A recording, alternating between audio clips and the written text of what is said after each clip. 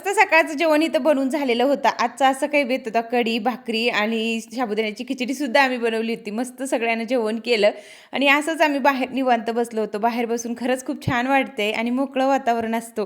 त्याच्यानंतर भरपूर साड्यांच्या घड्या मारायच्या राहिल्या होत्या. म्हटलं चला हे पण आवरून घेते.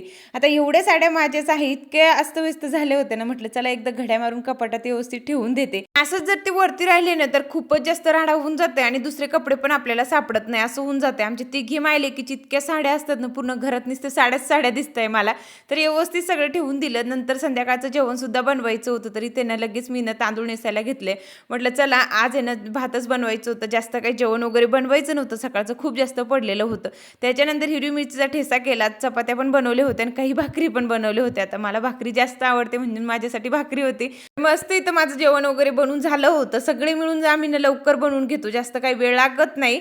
आणि इथे ना आता आम्हाला फक्त जेवण करायचं होतं, पटापट सगळं आवरून घेतलं. पण ठेचा ना छान असं तळून घ्यायचं होतं म्हणून मी बसलीच होती इथं. तर तेही तळून घेतलं आणि त्याच्यानंतर लगेच आम्ही इथे जेवायला बसलो.